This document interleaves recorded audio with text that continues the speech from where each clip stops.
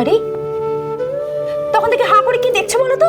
তোমাকে, মানে এতদিন তোমাকে যা দেখেছি তাতে তোমার এই রূপ কখনো দেখিনি বিদিশা। যত আদিক্ষেতা। অবশ্য তোমাকে বলে কি লাভ বলো, এটা তো এবারেরই বংশগত ব্যাপার। একটু হলে কিছুতে আদিক্ষেতা, যেটা আমার একেবারেই আসে না। আচ্ছা মা, তুমি আমাকে বলো তো যে ফাইনালি তুমি কখন আমার টিফিনটা খেতে দেবে?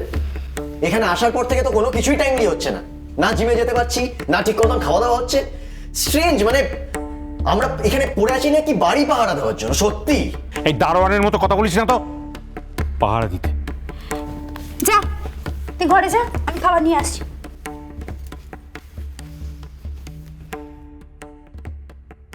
দেখলে দেখলে তো, ছেলেটারও এখানে ভালো লাগছে না। অতীশরা দায়িত্ব ছেড়ে পালালো দিল্লিতে, আর আমরা দুজন এখানে তোমার জন্যই পড়ে আছি। ওরা তো কাশি থেকে ফিরে এলো বলে এইটুকু মেনে নিতে পারছো না? না, পারছি না। মানবো কেন বলো তো?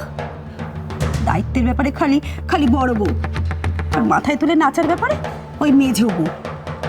একবার খালি মুখ ফুটে বললো কাশিতে যাব, ব্যাস সবাই ছুটলো কাশিতে। বিল্টু কোথায়? ঘরে আছে। বেচারা ছেলেটা কতদিন পর বোর্ডিং থেকে ফিরলো, কোথায় মা তাকে হুঁশ আছে কি না, খালি মেয়ে মেয়ে করে পাগল হয়ে যাচ্ছে।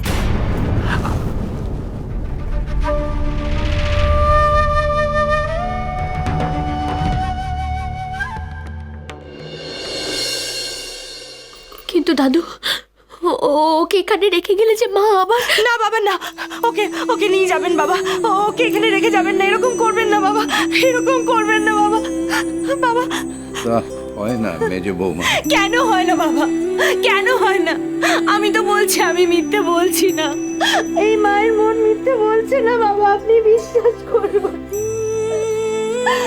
আমি মিথ্যে বলছি না, সেটা তো ভগবান প্রমাণ করে দিয়েছে বাবা। কেন আপনি মানতে চাইছেন না, কেন মানতে চাইছেন না বাবা? বাবা, ঈশ্বরের অসীম কৃপায় আমি ওকে ফেরত পেয়েছি। কাশী বিশ্বনাথ আমাকে আমার পরীকে ফিরিয়ে দিয়েছে, তবে কেন ওকে অস্বীকার করছেন বাবা? কেন আপনারা ওকে মেনে নিতে পারছেন না বাবা? উনি আমাদের আশীর্বাদ করেছেন, ওকে আমাদের কাছে ফিরিয়ে দিয়েছেন, বিশ্বাস করুন। ওনার দয়াকে অস্বীকার করবেন না বাবা, ওকে ফিরিয়ে নিয়ে চলুন আমাদের সঙ্গে। ওকে নিয়ে চলুন বাবা, ওকে নিয়ে চলুন বাবা। আমি জানি না মেজো বৌমা, আমি আজ এর বিচার করব একজন জাজ হিসেবে নাকি পরিবারের কর্তা হিসেবে। তবে একটা জিনিস আমি আজ নতুন করে জেনেছি, আজ এই পৃথিবীতে এমন কিছু ঘটে যা যুক্তি দিয়ে, বিচারের বুদ্ধি দিয়ে বিচার করা চলে না।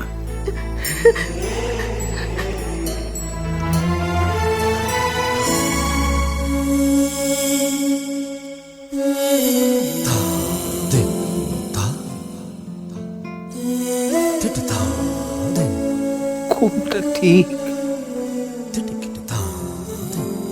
কোনটা ভুল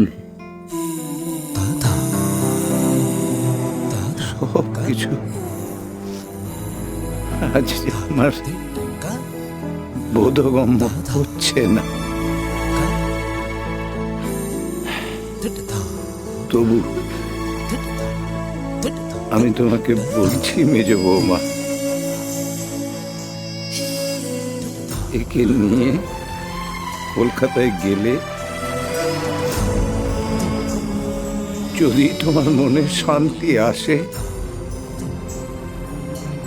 তবে তাই হোক।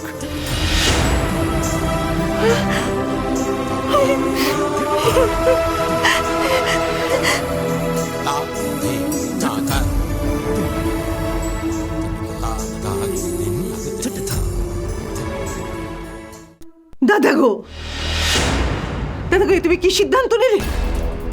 মস্ত বড় ভুল করলে দাদা গো, আমি বলে দিলুম। বাবা, আপনি আরেকবার ভেবে দেখুন ভালো করে, একটা অজানা অচেনা মেয়েকে আপনি কলকাতার বাড়িতে নিয়ে যাবেন? মা গো মা, দাদা গো, এটা কান্নায় ভোলার সময় নয়। আর একটিবার মাথা ঠান্ডা করে ভেবে দেখো, তুমি একটা ভুল সিদ্ধান্তের পক্ষে সায় দিচ্ছ। দাদা গো, এভাবে কাউকে নিয়ে যাওয়া যায় না গো। তুমি দেখবে একটা সর্বনাশী কেলেঙ্কারি হবে, তখন তুমি কি করবে?